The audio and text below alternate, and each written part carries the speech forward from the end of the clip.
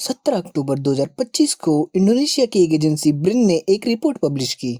Report के हिसाब से 2022 से 2025 तक के जितने रेन सैंपल्स उन्होंने कलेक्ट करे थे उसमें उन्होंने माइक्रोप्लास्टिक को पाया। माइक्रोप्लास्टिक बेसिकली प्लास्टिक ही होती है जो 5 mm से भी छोटी होती है। रिपोर्ट के बाहर आते ही दुनिया भर के चिरांदों की फटनी शुरू हो गई कि जिस पानी को लेके हमने दुनिया भर के रोमांटिक गाने बना डाले, आज वही पानी प्लास्टिक बैन के रूल्स को फॉलो ही नहीं कर रहा है। तो कभी सोचा है कि ये ससुरा प्लास्टिक आखिर स्पॉन कहाँ से हो गया? तो बेसिकली ये जर्नी हिस्ट्री के 3 मेजर पार्ट्स को मार्क करते हुए चलती है। सबसे पहले निशान पे अधनंगा यानी हाफ प्लास्टिक का इन्वेंशन, देन सेकंड मार्क पे पूरा नंगा यानी complete invention of plastic, and last but not the least बाजार से चिकन पैक करके लाने वाली पॉलिथीन वाली पन्नी यानी काली पन्नी। तो सबसे पहले चलते हैं 1862 में। इंग्लैंड का एक अंग्रेज अलेक्जेंडर पार्किस जो कि एक साइंटिस्ट था, उसने लंदन के एग्जीबिशन में सबसे पहले सेमी सिंथेटिक प्लास्टिक को रिवील किया। इस सेमी सिंथेटिक प्लास्टिक को उसने सेलुलॉइड का नाम दिया क्योंकि ये जो प्लास्टिक था वो कैम्फर और सेल्यूलोज को मिला के बना हुआ था। पर ये कंप्लीट प्लास्टिक नहीं था, ये सिर्फ कंघे और बटन वगैरह बनाने में इस्तेमाल होता था। देन 1907 में लियो कैंड्रिक बैकलैंड नाम का अमेरिकन साइंटिस्ट जिसने फिनॉल और फॉर्मल्डिहाइड का घोल बना के उसको चटक लिया, सॉरी मतलब दोनों केमिकल्स मिला के बेकलाइट नाम का प्लास्टिक बनाया जिसे वर्ल्ड का पहला कंप्लीट सिंथेटिक प्लास्टिक बोलते हैं। इसको फिर बाद में टेलीफोन, रेडियो और इंसुलेटर्स वगैरह बनाने में इस्तेमाल किया जाने लगा। और देन बारी आती है पूरे मानव इतिहास को नंगा करने वाली सबसे ज्यादा used plastic in the whole world,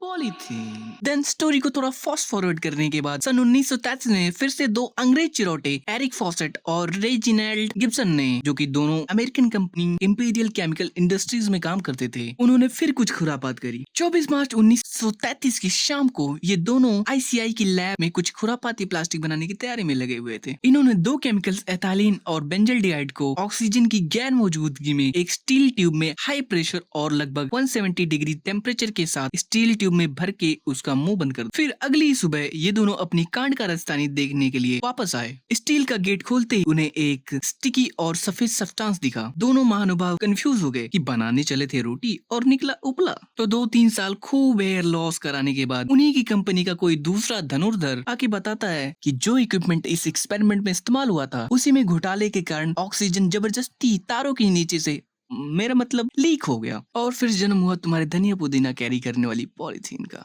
चलो मैं चला बाजार।